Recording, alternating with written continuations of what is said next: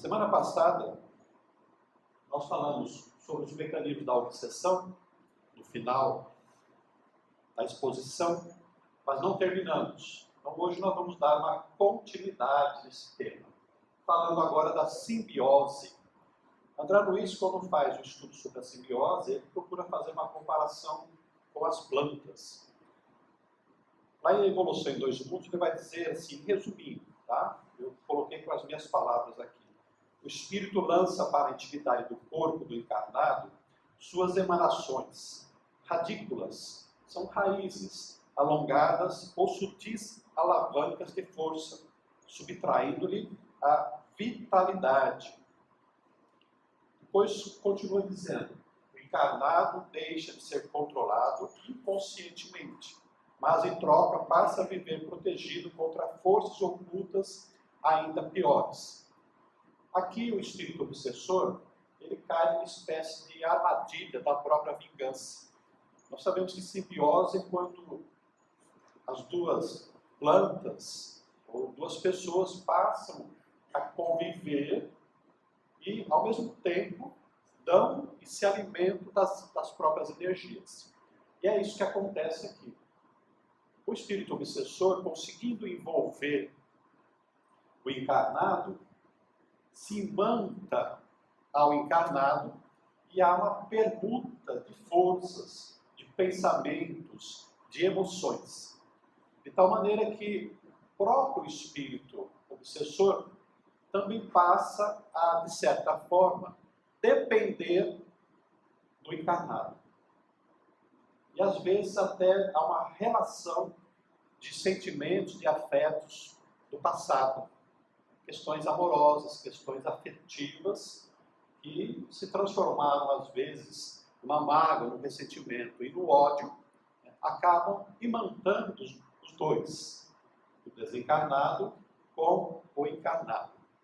Aqui, para o encarnado, há uma certa vantagem, vamos dizer assim, porque todos nós que nos submetemos à obsessão, quem se submete à obsessão, está numa faixa vibratória um pouco mais baixa.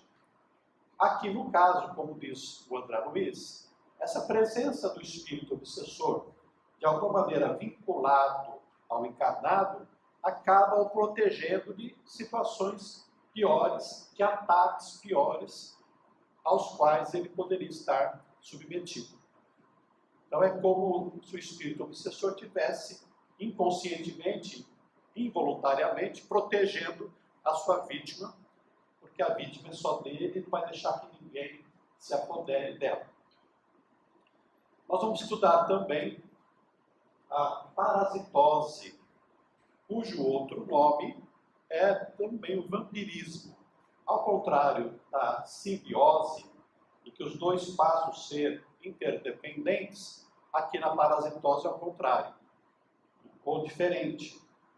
O espírito desencarnado, obsessor, ele suga as energias do encarnado, provocando mal-estar, doenças para ele. Então, diz André Luiz no livro Missionários da Luz, vampiro é toda entidade ociosa que se vale indevidamente, das possibilidades dos encarnados a qualquer momento, desde que por estes permitido. Só recordando que toda a obsessão só acontece porque nós, encarnados, damos uma abertura, abrimos as portas para que o obsessor penetre na nossa intimidade física e mental também. E ele continua dizendo, pode provocar doenças físicas variadas, como a escabiose, a ulceração, a dipsomania, loucura, cirrose, tumores benignos ou malignos, tanto quanto aos vícios que corroem a vida moral. Essa ação é justamente decorrente do fato de que o espírito obsessor passa a sugar as energias, as forças vitais do encarnado, de tal maneira que leva ao desequilíbrio. E o desequilíbrio corporal vai produzir doenças. E continua também. E as mais graves eclosões de alienação mental, como sejam as psicoses de angústia e ódio, vaidade e orgulho, usura e delinquência, desânimo e egocentrismo, impondo ao veículo orgânico processos patogênicos indefiníveis que lhe favorecem a derrocada ou a morte. Porque além de perturbar o equilíbrio do corpo, nas partes biológicas dos seus órgãos, também começa a afetar o psicológico, as questões mentais, que vai levando o encarnado a se desequilibrar psicologicamente, psiquiatricamente, emocionalmente, sentimentalmente. Ou seja, o vampirismo, a parasitose, provoca danos graves ao encarnado. Mas aqui, com certeza, já é um processo muito mais acentuado da obsessão. Quando nós falamos lá na classificação sobre subjugação e falamos sobre possessão. André Luiz, no livro Entre a Terra e o Céu, vai citar o caso de de Zulmira. A Zulmira era a primeira mulher de um homem. E ela estava sendo envolvendo a segunda mulher, Aldila. Por quê? Porque o homem com a mulher, a primeira mulher, tinha um filho que ocupava muito tempo do pai. E ela se sentia meio de escanteio, meio de lado. E ela a segunda mulher começou a ter pensamentos de se livrar do menino, desejando até mesmo que ele morresse. E foi o que aconteceu. A segunda mulher não matou o menino, mas certo dia estava na praia e ela viu o menino ali brincando à beira-mar. E veio assim aquele pensamento rápido, né? Deixa ele lá, quem sabe, né? Quem sabe pode acontecer alguma coisa. E de fato aconteceu. O menino morreu. E ela não fez nada para proteger. E a mãe do menino ficou com raiva e passou a persegui-la. O que interessa aqui é como André Luiz expressa a ação, o mecanismo de obsessão que a mãe do menino passou a realizar. Conservava a destra sobre a medula alongada da senhora, vencida e doente, como se quisesse controlar-lhe as impressões nervosas, e fios cinzentos que lhe fluíam da cabeça, à maneira de tentáculos de um polvo, envolviam-lhe o centro coronário, obliterando-lhe os núcleos de força. O centro coronário é aquele que fica no topo da cabeça. Lembrando que nós possuímos centros de forças, ou chamados chakras. Esse centro de força coordena todos os outros centros de força do nosso corpo, do nosso perispírito. E ela, então, estendia seus raios vitais, seus pensamentos inferiores sobre a mulher, sobre a segunda mulher. Especialmente na coluna vertebral. Coluna alongada é a coluna que sai do cérebro e se estende até lá embaixo, como nós sabemos. Essa ação passava a exercer um certo controle sobre a obsediada. É um tipo de vampirismo. Nós vamos encontrar também referências de André Luiz sobre as inflexões fluídicas. Infecções fluídicas. São contaminações espirituais. E ele fala mais ou menos assim: muitos acometem os adversários que ainda se entrosam no corpo terrestre, quer dizer, os encarnados, empolgando-lhes a imaginação com formas mentais monstruosas, operando perturbações que podemos classificar como infecções fluídicas, que determinam o colapso cerebral com a arrasadora loucura. Então o obsessor, o que é que fica fazendo? Ele fica derramando sobre o encarnado os seus pensamentos negativos, imagens, por exemplo, lembranças dos fatos envolvendo o obsediado, crimes que ele cometeu, situações ruins da vida dele. Essas imagens, alimentadas pelo obsessor, vão sendo transmitidas e envolvendo o encarnado. E aí o André Luiz fala sobre as influências que vêm exteriormente ao encarnado. Então, alguns, como os ectoparasitas temporários, procedem à semelhança dos mosquitos dos ácaros, absorvendo as emanações vitais dos encarnados, que com eles se harmonizam aqui e ali. Então, essas imagens, esses pensamentos lançados sobre o encarnado, têm a capacidade de ficar absorvendo as energias do obsediado, mas de uma forma, aqui como ele fala, ecto, né? Por fora. Para depois dizer, mas outros muitos, quais endoparasitas conscientes, após se inteirarem dos pontos vulneráveis de suas vítimas, segregam sobre elas determinados produtos filiados ao quimismo do espírito, que subrepticiamente lhes modificam a essência dos próprios pensamentos. E aí então há uma penetração mais profunda na mente do encarnado, criando certas espécies de vírus e bactérias que vão, aqui numa mera comparação espiritual, porque tudo no fundo são os nossos pensamentos. O pensamento inferior, ele cria corpúsculos semelhantes a vírus, que se alimentam da vitalidade do encarnado. E isso é que vai produzindo o mal-estar, as doenças do obsediado. Finalmente, nós vamos falar sobre os ovoides. Allan Kardec não fala sobre isso. Vamos lembrar que ele também não fala sobre parasitas, vampirismo, sobre simbioses.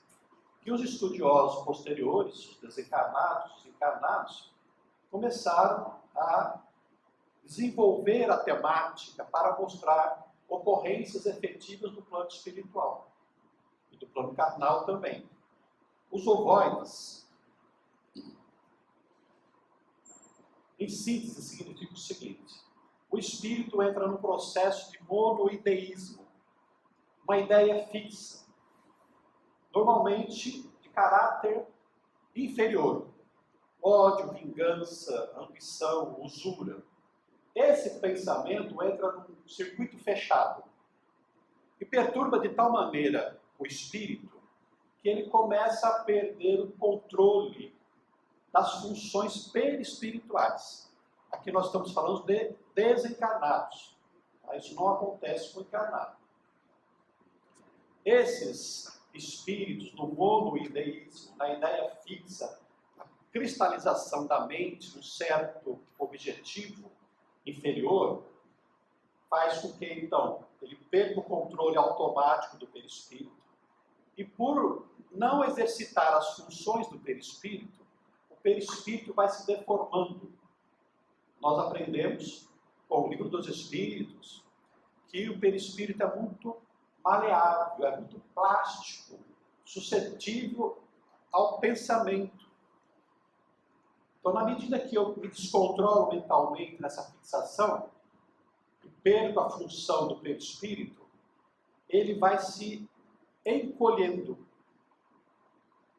até formar ou adquirir a forma de uma cabeça, do tamanho de uma cabeça.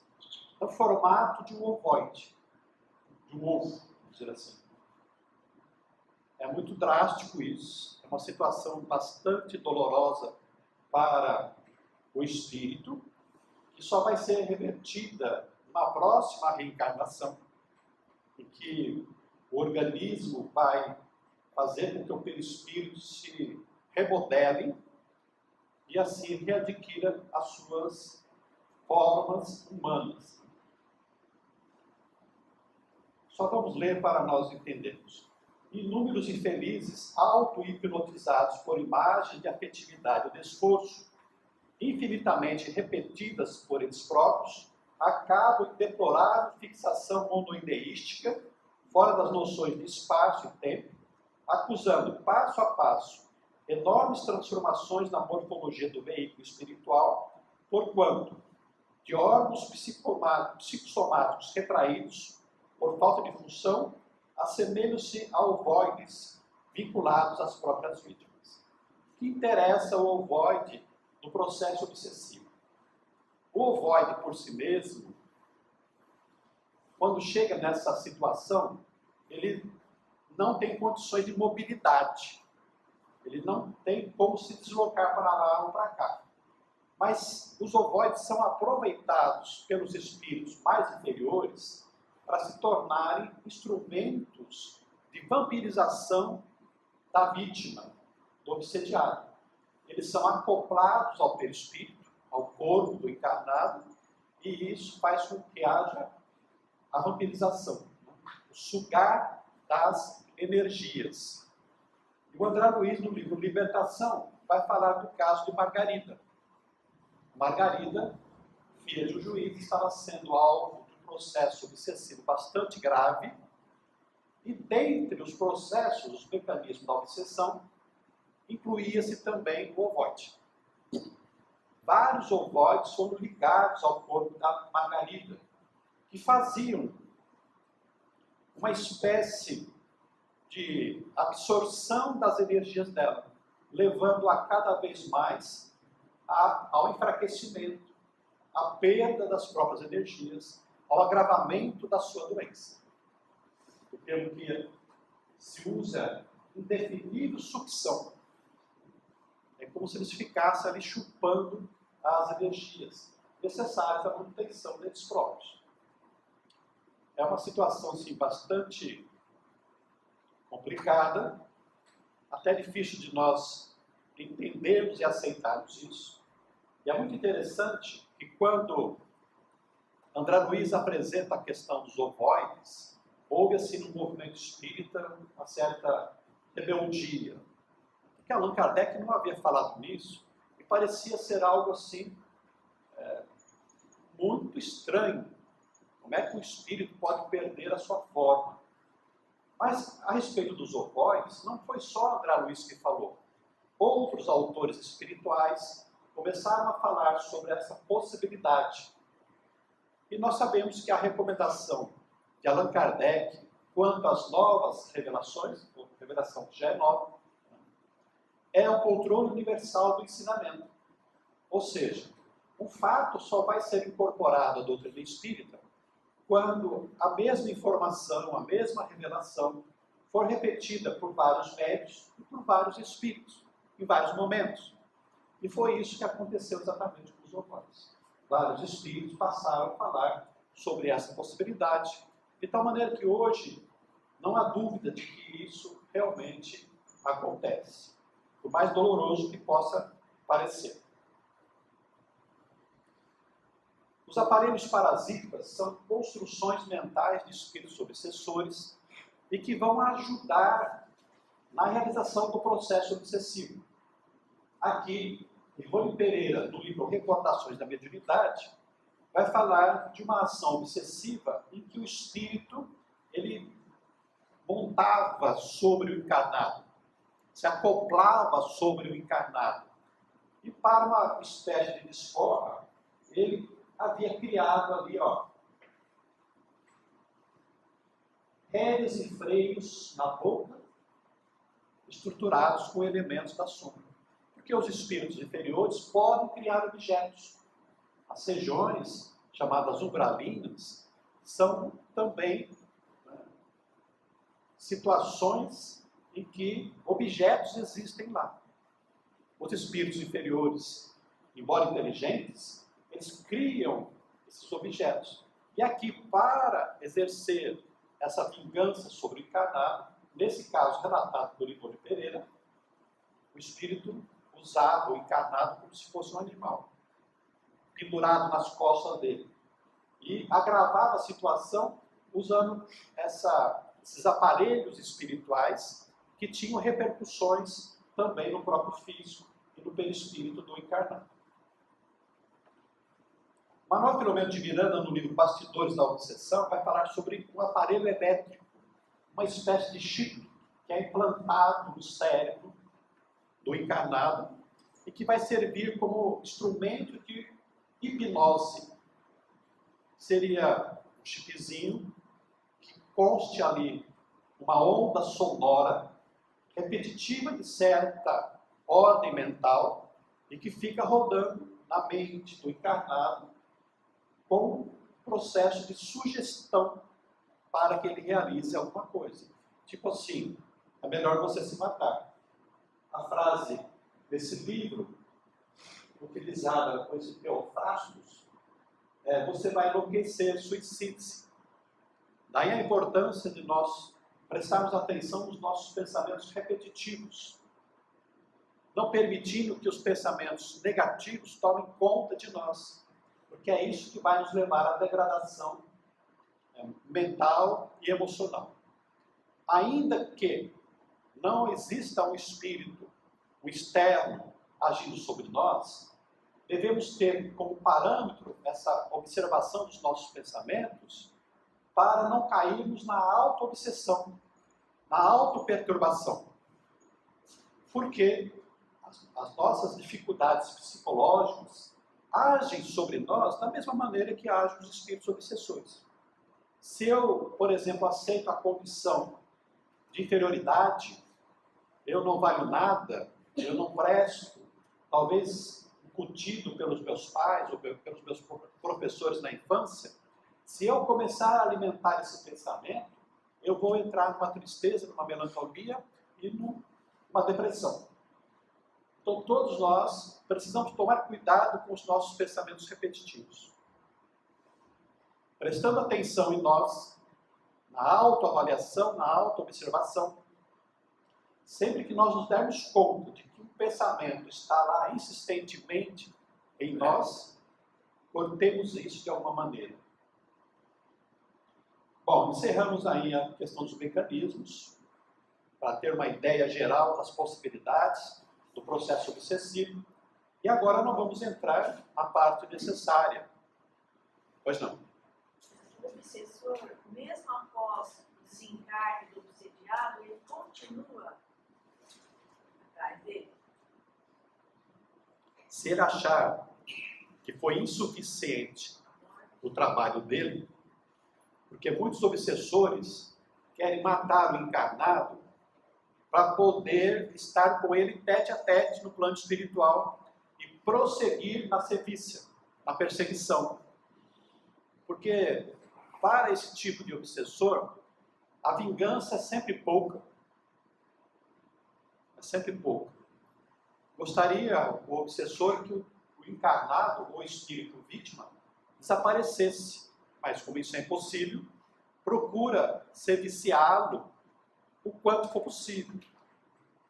E isso prolonga muitas vezes por largo tempo na espiritualidade. Agora, nós já falamos um pouquinho sobre isso. Às vezes, o desencarnado é mentalmente, emocionalmente melhor do que o encarnado. Porque o desencarnado pode estar se valendo de certas vantagens. Por exemplo, a invisibilidade ou as dificuldades do encarnado. Imaginemos aí uma mulher que foi muito maltratada e morta pelo marido. E ela ficou cheia de ódio. No mundo espiritual, por causa do ódio, resolveu se vingar do marido. Acontece que o marido é mais cruel que ela. Se ele morre por um ou outro motivo, vai se encontrar com ela no plano espiritual. E aí o processo obsessivo vai se inverter, porque ele é mais forte intelectualmente, às vezes emocionalmente, mais frio, mais duro, mais cruel, e vai passar a persegui-la. E isso vai ser possível porque ela também deu abertura com o ódio. Não é à toa que Jesus disse: reconciliai-vos com os vossos inimigos enquanto caminhai com eles. Porque se nós não nos perdoarmos aqui, é bem provável que nós continuemos nos odiando no plano espiritual, sofrendo com isso. Então nós vamos ver aqui agora sobre como nós podemos tratar a obsessão. Nós vamos deixar para o final a prevenção. Porque Jesus, quando curava, seja o doente do corpo, ou seja, o próprio obsediado, o possesso, ele dizia, vá e não erre mais. Então a prevenção vai ser sempre a nossa melhor propositura para nos protegermos contra a obsessão. Qual é o tratamento da obsessão? Allan Kardec vai dizer que não há fórmula específica. Os chamados exorcistas de outras religiões se enganam muito com relação a isso. Nada de material tem ação sobre o espírito obsessor. Palavras cabalísticas, por exemplo, vá de retro Satanás, sai espírito imundo, não serve para o espírito. Não atinge de maneira alguma. O espírito não pode ser amarrado fisicamente, não pode ser algemado, não pode ser preso em nenhuma cela. Ele sabe muito bem disso, já está experimentado. Então nenhuma palavra vai servir. Não adianta sal grosso, tomar banho de ervas, colocar raminho de arruda na orelha. Não serve para nada em relação ao espírito obsessor, senão para fazê-lo se divertir, se alegrar com a inocência de todos aqueles que estão agindo aí para tentar afastá-lo. O grande problema, diz Allan Kardec, é sobre a vinculação que existe entre o encarnado e o desencarnado. Muitas vezes, de várias reencarnações. São pessoas intimamente ligadas. Provavelmente ou possivelmente foram parentes, viveram juntos, tiveram um tipo de relação afetiva.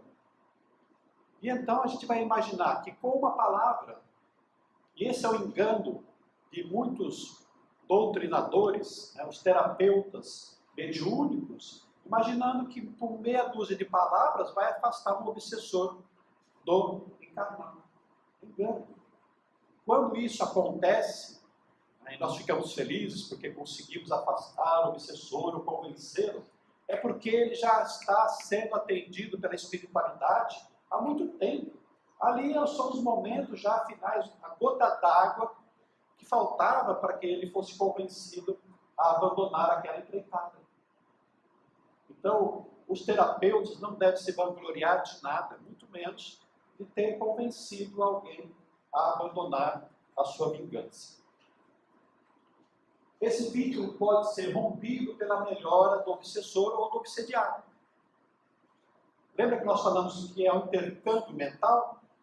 Conjugação de ondas. No processo obsessivo são ondas inferiores que se conjugaram. Ondas de ódio, de culpa, que estão lá relacionadas. Bom, como é que nós nos desvinculamos? É igual rádio. Está sintonizado no rádio. Quer sair daquela estação? Muda a frequência. Pronto, está resolvido. Fácil não é, mas o esquema é esse. Nós temos que sair da faixa do espírito com o qual nós estamos vinculados. É possível nós tentarmos isso com o obsessor. Que jeito? Levando a compreender a inutilidade, o prejuízo, o sofrimento que aquela vinculação obsessiva estabeleceu.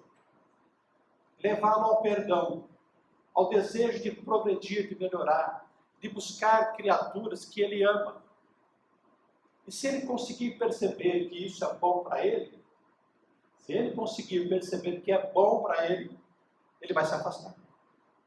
E aí, se desvincula do obsediado. Resolveu o problema do obsediado? Por enquanto, não. Porque se o obsediado for alguém com pensamentos inferiores, condutas negativas, o que é que vai acontecer? Vai atrair outros espíritos Pode ser que não vinculados a ele, mas outros espíritos inferiores que poderão também estabelecer uma obsessão. É a questão da ferida, não? Você afasta uma mosca, vem outra. Precisa curar a ferida. Então é preciso trabalhar especialmente com o obsediado, para que ele mude a sua conduta, para que ele melhore. E aí então ele vai conseguir se desvincular do espírito obsessor. Então Allan Kardec fala como é que nós podemos trabalhar com o obsediado. Vamos prestar atenção porque isso diz respeito a nós. Primeira atitude que todos nós devemos cultivar, pois não? Nesse tratamento que você falou, né, sobre os encarnados, né, você ajudar a pessoa e tal. Existe, pelo outro lado também, pelos espíritos superiores que estão do outro lado, também ajudar esses espíritos? É o que mais acontece. A nossa contribuição para auxiliar no processo obsessivo é mínima em relação àquilo que é realizado pela espiritualidade. Os nossos mentores, do obsediado, do obsessor, estão todos envolvidos porque a obsessão é uma doença. Eles nos ajudam a cuidar de doenças do corpo e nos ajudam a cuidar das doenças obsessivas. Então a espiritualidade está aí presente, sempre tentando nos ajudar. São eles que muitas vezes conduzem o obsessor a uma reunião mediúnica. Por isso nós recomendamos que vocês leiam o livro Libertação. Porque o processo desobsessivo realizado no livro Libertação é praticamente feito todo pela espiritualidade. O instrutor do André Luiz e outros companheiros. A Matilde, lá que é o espírito superior, há todo um grupo de espíritos envolvidos nesse processo obsessivo. A Margarida e o marido dela vão participar de uma reunião mediúnica. Mas seria assim, praticamente 1% do trabalho que a espiritualidade realizou para ter sucesso na desobsessão.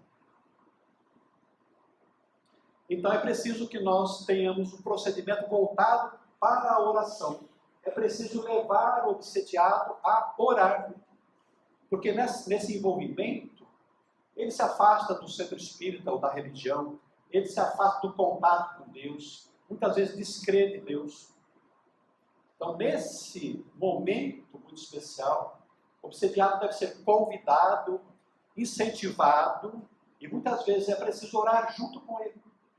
Há pessoas que dizem, eu não consigo orar. Pega uma mensagem e vai ler. Pede para alguém orar junto. Então, o evangelho do lar, a participação na casa espírita, sendo envolvido pelas preces, a aplicação do passe, é importante para que o obsediado comece a sair da faixa negativa em que ele se estabilizou. Mudança de comportamento envolvendo a leitura, a religião e a terapia. O problema está em nós. Eu preciso mudar de comportamento. Imaginemos alguém que é alcoólatra. Por causa do alcoolismo ou incentivado pelos espíritos, entra num processo de obsessão. Ora, se o alcoolismo é a causa, ele tem que erradicar a causa. Deve deixar de ir ao bar, deve deixar de comprar e ingerir bebida alcoólica. Se a minha maneira cruel de agir em relação às pessoas é o que tem atraído espíritos, eu devo deixar de ser cruel. Então, mudar o comportamento, procurando se utilizar da leitura, da religião, da terapia psicológica, psiquiátrica, até remédios, é importante para que nós consigamos auxiliar o obsediado. Pedir perdão e oferecer perdão. Há um conflito ali, às vezes causado pelo encarnado, às vezes pelo desencarnado. Mas nós estamos sintonizados pelo ódio e pela culpa. Então o perdão é terapêutico. Ou eu peço perdão, se fez mal a alguém, ou perdoo e também me liberto. É a proposta cristã.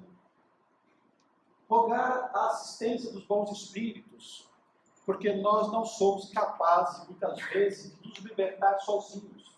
Mas os bons espíritos, nossos familiares, os nossos mentores, têm o interesse de nos ajudar.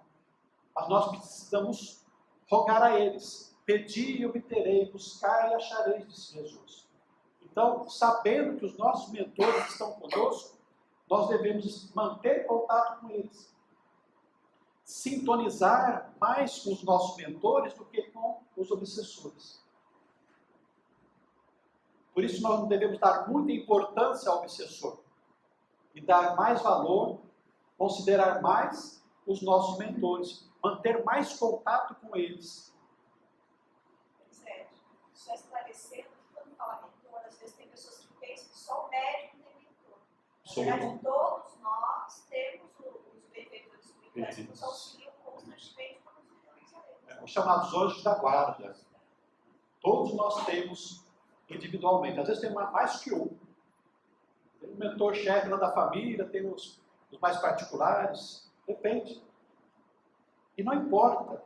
Ainda que nós não tivéssemos nenhum mentor, existem os bons espíritos que querem nos ajudar. Em nome de Jesus. Então eu posso me conectar com qualquer um espírito bom. Se você não sabe, nem pensa no seu mentor, pense no Dr. Bezerra de Menezes. Pode fazer isso. Passe água fluidificada, porque o encarnado fica impregnado de energias negativas. O perispírito fica desarranjado. E o passe restabelece o equilíbrio das energias. A água fluidificada também auxilia. Mas não adianta nós ficarmos tomando passe, água fluidificada, imaginando que o espírito obsessor vai se afastar e voltar lá para casa e continuar batendo, né, nos filhos, continuar brigando com o vizinho, ficar xingando no trânsito. Não adianta. Por quê? Porque a nossa conduta, daí mudar a conduta para nós melhorarmos. O passe ajuda, mas não resolve tudo. É coadjuvante. Em sendo o médium participante da reunião, deverá se afastar até a obsessão ser tratada. Porque nós aprendemos que a reunião mediúnica é para nós doarmos, para nós ajudarmos. A obsessão é doença, precisamos nos tratar para voltar ao trabalho. Muitas vezes, alguns médios começam a desenvolver a mediunidade através da obsessão. São médios, mas porque estão comprometidos com os espíritos, essa percepção dos espíritos, os desencarnados, favorece a obsessão. Se você cura a obsessão, a mediunidade permanece e é a forma pela qual ele começa a trabalhar. Existiu na região de Araçatuba uma senhora chamada Benedita Fernandes. Ela é muito conhecida, tem um livro a respeito disso, o Pé escreveu sobre ela. Ela era uma obsediada, vivia zanzando pela cidade para lá e para cá. E muitas vezes a polícia recolhia a delegacia para evitar que ela fosse prejudicada. Ela não era agressiva, era pacífica, mas ficava zanzando para lá e para cá, sem destino na cidade. Isso faz começo do século passado. E ela foi atendida por espíritas, ela melhorou da obsessão e se tornou uma grande médium trabalhadora do movimento espírita. Benedita Fernandes. Então, curado da obsessão, nós podemos voltar para a nossa tarefa mediúnica. Zé, só quanto a esses que chegam, quando chegam como obsediado, o ideal então é primeiro tratá-lo para que ele se equilibre, conheça o que é, para depois se direcionar. Nenhum obsediado deve ir para a reunião mediúnica. Quem participa da reunião mediúnica? Quem fez a teoria, quem aprendeu a teoria, quem está equilibrado em condições de participar. Então, chegou obsediado na casa, vai se tratar, vai se equilibrar, vai fazer curso. Está tudo bem? Se quiser, pode ir para a reunião mediúnica. E com o obsessor? Bom, diz Kardec, demonstrar que não foi por ele enganado e que nem se deixará enganar. Ou seja, o fato de eu dever para alguém não lhe dá o direito de se vingar sobre mim. Então eu tenho o direito da minha defesa espiritual. Não de ter raiva, não de entrar no revide, mas tenho o direito de me proteger. Como? Daquela maneira que eu fiz, eu falei, e mais que nós vamos ver adiante. Então, eu vou dizer para o Espírito, olha, sei que você está indo. Sei que você está indo. Mas você não tem o direito de me perseguir. Pode ter até motivos, mas não tem direito, porque você vai estar incluído na lei de causa e efeito também, como eu. Nós precisamos nos reconciliar. Então eu me defendo moralmente da ação do Espírito. Perceba a presença. E muitas vezes posso até conviver com ele. O Divaldo Pereira Franco conta que a bateria do microfone está acabando.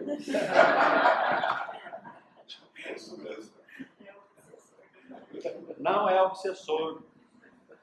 Essa é uma mania que todos nós temos às vezes. Todos nós não, muita gente tem. De achar que tudo que acontece na nossa vida é culpa dos obsessores. Caiu, quebrou a perna, foi o obsessor que me passou a perna.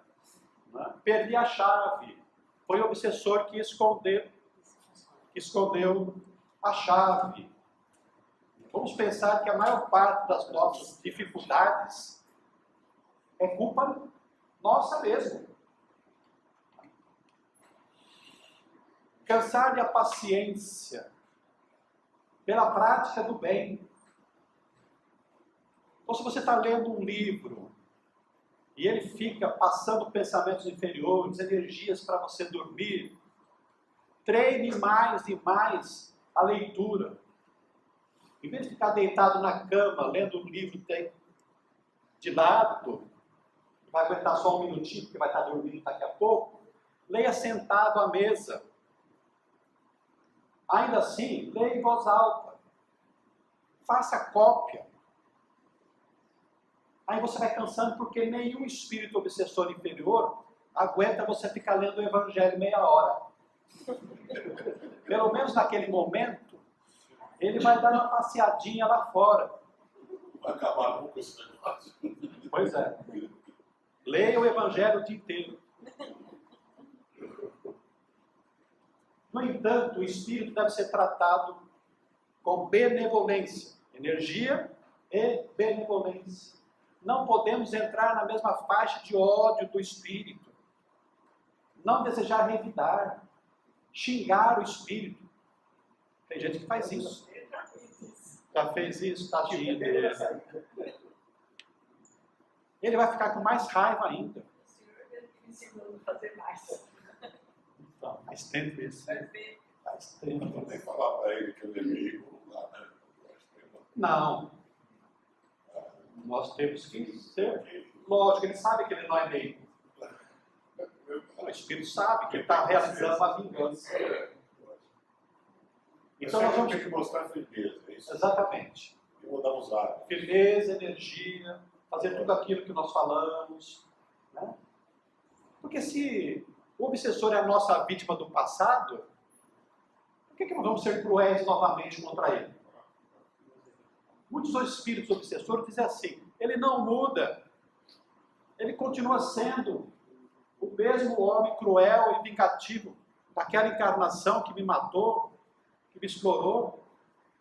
Vocês estão enganados, porque aqui ele é bonzinho, mas lá fora ele não é. Ele engana as pessoas, porque o obsessor nos acompanha 24 horas por dia. É uma sombra. Vai onde nós vamos, vai atrás. Não tem o que fazer. Não tem o que fazer.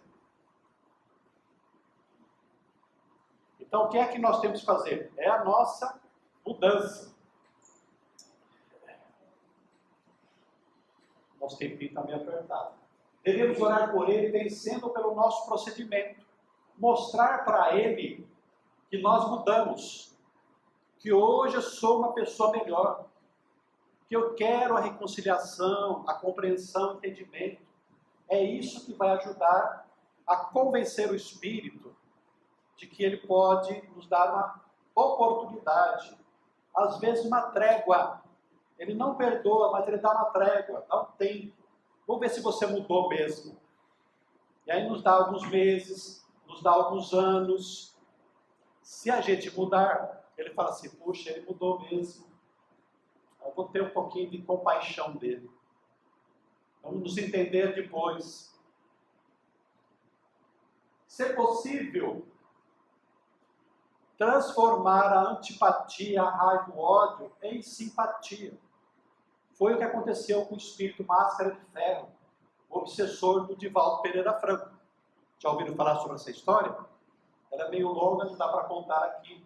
Mas assistam no YouTube, a Máscara de Ferro, Divaldo Pereira Franco. Ele conta a história desse espírito, vinculado a ele desde os séculos passados, e que o perseguia até os 40 anos. Perseguia, não obsediava, diferente. Então, transformar as nossas relações em simpatia. Podemos também utilizarmos das reuniões de desobsessão, que acontece bastante, para nós darmos a nossa contribuição no esclarecimento, na orientação desse espírito, que também está sofrendo. Na fascinação, deve-se tentar convencer o médico que foi enganado e procurar reverter sua obsessão ao grau mais simples. Não havendo êxito, deve-se deixar o médico com suas ilusões. A fascinação é a obsessão mais difícil de nós tratarmos, porque o próprio obsediado está convencido de que ele está certo. Ele não se acha obsediado. Ele acha que é a conduta dele, o pensar dele, e que está correto. Então é difícil você conseguir auxiliar uma pessoa que está fascinada.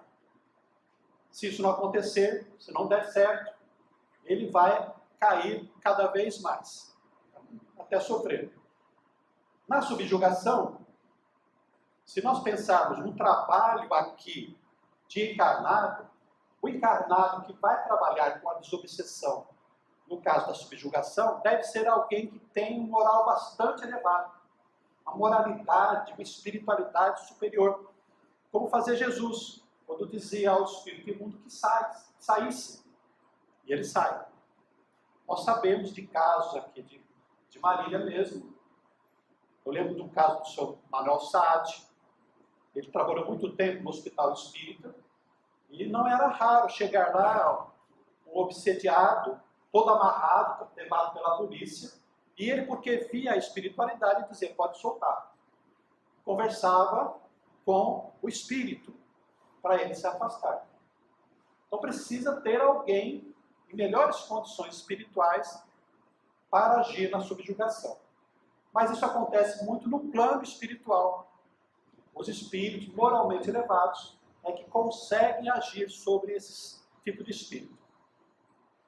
E, finalmente, nós devemos nos prevenir. É melhor prevenir do que remediar.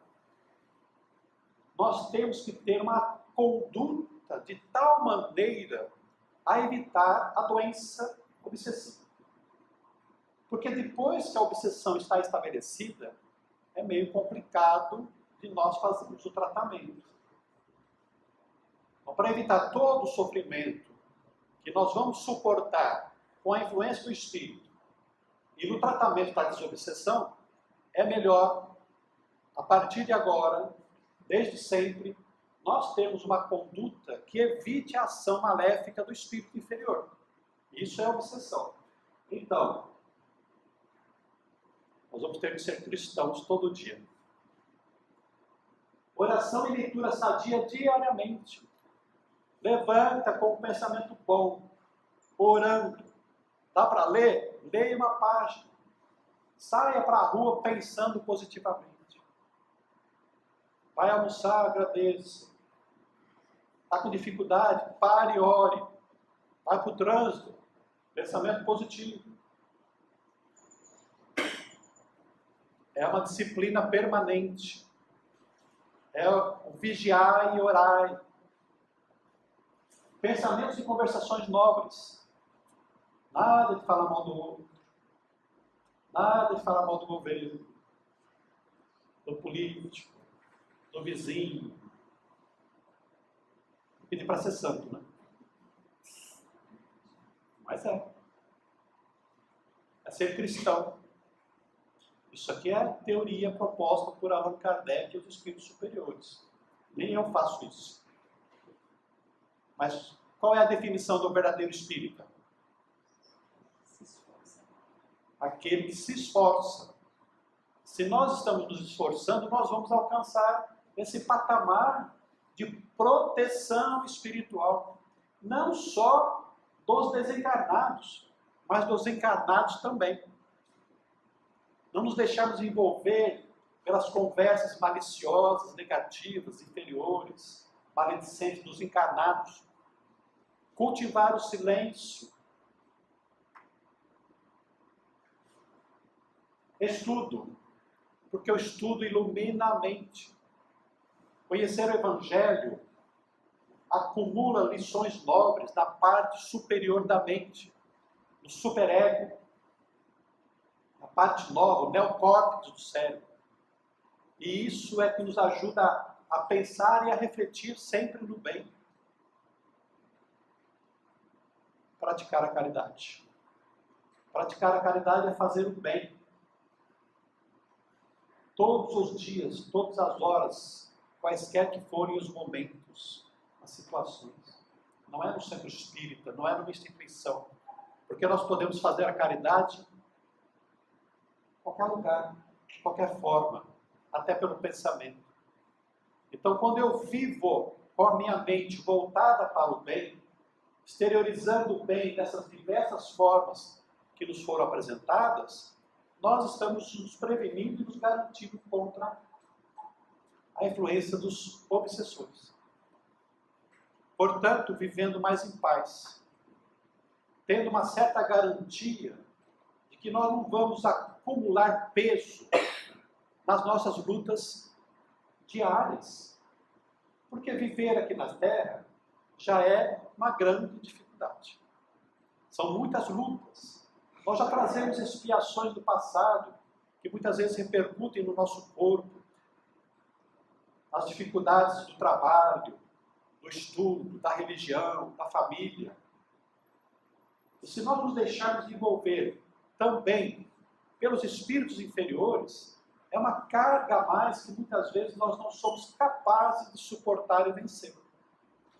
Então, para o nosso bem, é preciso que nós comecemos a agir de tal maneira no bem, a evitarmos que esses espíritos inferiores ajam sobre nós. Pessoal, o tempo já se foi, muito obrigado pela oportunidade. O tema é bastante árduo. Muitas pessoas se esquivam de conversar sobre a obsessão, com medo de serem atingidos por um espírito obsessor, mas justamente pelo contrário. É quando nós temos a claridade que nós conseguimos enxergar os obstáculos à frente. Nós espíritas temos essa vantagem.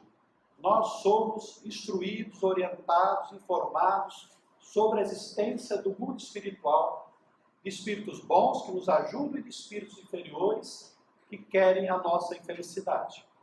Buscamos a ajuda dos espíritos bons e nos protegemos dos espíritos inferiores. E isso nos ajuda a ter uma vida melhor e mais feliz desde agora, não esperando para amanhã no plano espiritual. E é isso que, com certeza, Deus e Jesus querem de nós.